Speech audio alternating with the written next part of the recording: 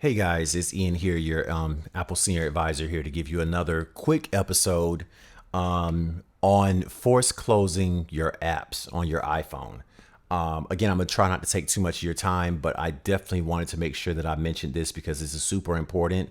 And there has been a misconception for quite some time that by force closing your apps that are currently open on your phone, that will help with battery life. And that is not necessarily true. And in some ways, it can cause adverse effects either on the phone itself or via the apps that you're actually force closing. So I'm going to walk you through. I'm going to show you exactly what I'm talking about and also explain a few alternatives that you can do if the issue is saving battery life or that kind of thing. So force closing is when you have a device, you have your device in front of you and you swipe up to get rid of an app. And a lot of people will go through and just completely swipe up to remove their apps, thinking that that's going to help with battery life. And that's not what force closing your apps were used for. What force closing was used for is for troubleshooting purposes. And I always, when I was talking to my customers on the phone, I was explaining it to them this way. If you're a Windows computer, Windows based operating system on your computer, if you use Windows, and let's say, for instance, one of your applications like Microsoft Word froze, you will press Alt Control Delete on the keyboard to force close Microsoft Word so you can reopen it because it's not responding anymore and you want to get to whatever else you're using. If you're a Mac user, you would click on the Apple logo, click on force close, and whatever application is not working properly, you would actually force close that app because it's not responding properly. That's the equivalent of when you do it on your iPhone. The app is either acting crazy, it's acting funky, it's shutting, it's crashing on its own, it's froze up, it locked up. That's when you want to do a force close on the device. That's the only time you really want to do a force close on your iPhone. Swiping up and periodically getting rid of all of the apps is not going to help your battery life at all. And the reason why I said it can cause further issues with your phone is, let's say I have Proton Mail on right now, my encrypted email app that I use. Let's say, for instance, that Proton Mail is currently updating for whatever reason. If I force close this in the middle of it updating, it can either affect the application, and in some cases it can affect the phone itself, the iOS itself. So that's the reason why you don't want to do it, because you don't know when the actual application is updating in the background. The phones that are being made, and ever since Apple has been making iPhones, especially as we've gotten better with our technology, the RAM is such on iPhones that you can have 19, 20 apps open and it's not going to affect the speed of the phone. So that's not something you want to worry about. Now, as promised, if you're concerned about battery life, what you want to do, the real culprit that you want to go to is you want to go to settings and then general and then background app refresh. And I clicked on the wrong one again, background app refresh. And on here, as you can see, I have background app refresh on. And as you can see here, allows apps to refresh their content when on Wi-Fi or cellular in the background. Turning off apps may help preserve battery life. At one point years ago, Apple didn't have that. It's used to preserve battery life. But what that means is, say for instance, I have 1-800 contacts on here. That's telling me that if 1-800 contacts is in the background, is constantly refreshing. So if I click on that app, it already has the up-to-date information on there for me to access, which to me is not really a big deal because I can't recall the last time that I have used the 1-800 contacts app. It's not something I use on a regular basis. And I don't mind waiting a quarter of a second for it to update anyway, especially if I'm on Wi-Fi or using LTE or 4G or whatever, whether I'm on Wi-Fi or cellular, it's going to update quick enough to where you're not even going to notice anyway. So what you want to do is you want to turn these off so they don't refresh in the background, and that will considerably help out with your battery life. You can either do all of them at one time, or you can have it where they're only doing in the background when you're on Wi-Fi, or if Wi-Fi is cellular and data, is up to you. So that's what you want to do. You want to make sure you turn it off. Now, what I normally do, and I just got this iPhone 11 Pro Max, so that's why all of these are on. On my old phone, I always had them off. If it's a location-based app or a weather-based app, I will keep it on. So if I have the weather app or my Find My Friends, for example, I'll keep that running in the background because when I click on it, I do want up-to-date information the moment I tap on it.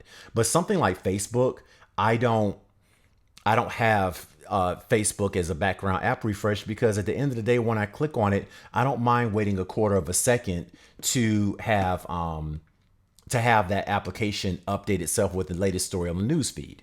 So you want to turn as many of those off as possible if you're concerned about battery issues. So just to recap and reiterate, force closing should be used for troubleshooting purposes. If the app itself is acting funny, acting wonky, freezing, locking up the phone, or something of that nature, that is when you want to force close your apps. You can cause more damage to the operating system or the app itself if you're force closing frequently. One thing that I always tell people, a rule of thumb, is to restart your phone every 7 days or so. And that's with any device, with your computer, iPad, or whatever tablet that you're using. Won't hurt to restart your computer every 7 days or restart your phone, just so it can refresh itself. It's kind of like a soft reset.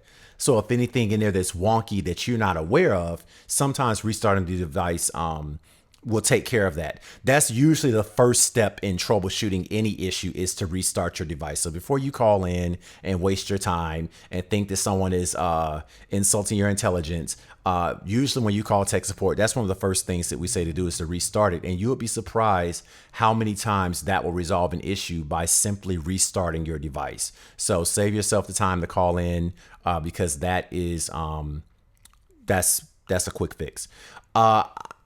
I'm gonna do another video because there's more into this that I want to get into regarding the operating system, because a lot of people are force closing their applications because they feel that their phone is slowing down because of an iOS update. You know what? I'll just go ahead and make a separate video, but I'll talk about it briefly right now. People tend to think there's this conspiracy that Apple is having you all update the operating system. So when I say operating system, I'm saying updating to iOS 13, for example, and that if you're on an older phone and you're updating to iOS 13, now your phone is running slow, and it's Apple's ploy to get you to buy a new phone. And I'm not taking up for Apple. I'm not defending Apple or anything. I just personally, logically, I don't believe Apple is doing that for a number of reasons. It's just not good customer service. It's, if you're forcing people to spend money and go force themselves to go buy a more expensive device when their other one was working fine, simply by them updating to a free operating system upgrade.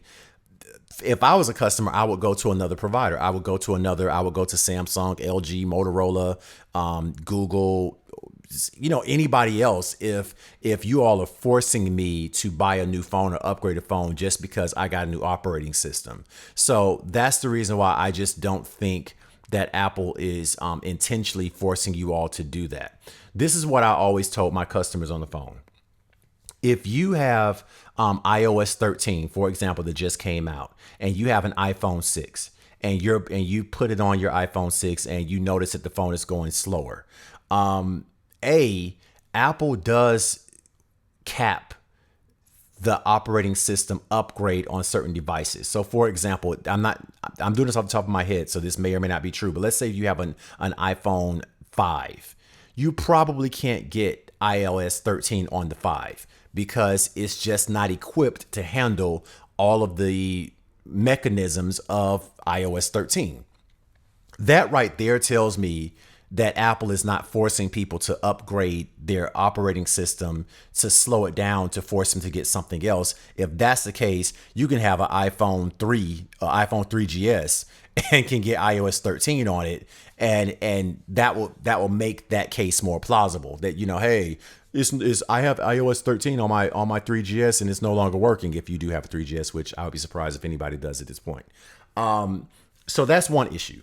The thing that people don't understand also is that not only is the operating system updating, the applications are updating also. So if you have IG, Instagram for the older people who don't know what the hell I'm talking about, or Facebook or Twitter or Bank of America or Fox News or CNN, whatever your flavor is, if you have those applications, they are consistently updating also. So if you're on an iPhone 6, for example, granted, you get iOS 13 on it.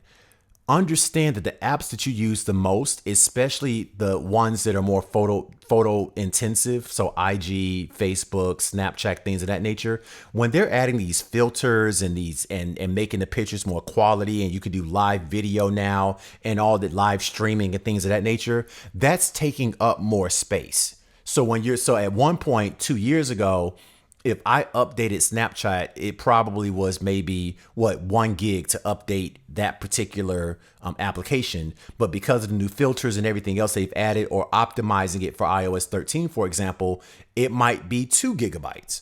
So you have to understand that it's not just the operating system, it's the applications also. So if you're the type that's like, yo, I do not want to update my iOS anymore, I have an older phone, I like the way it is, then don't update it, but also don't update your apps. If you go to the App Store, just make it where you have to manually update your applications instead of you having it update automatically. And I promised in another video, I'll go into more detail about that. If that's what you all want, let me know in the comments. Otherwise, I'm going to run the assumption you know how to do that, and I'll do a separate video that's more comprehensive on that. But I just want to address the people who think that by closing the apps, it will make the phone run faster.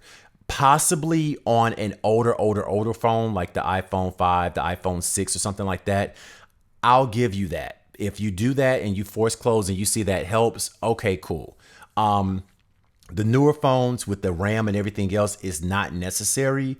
And with machine learning, that's a new term that's in our current IT stratosphere, in that machine learning is that the more you use a device, the more it gets to know your usage, and it optimizes itself based on how you specifically use your device. And it's not just for phones, it's for, I can't say her name out loud because she'll respond, Alexia from Amazon, or Google Home.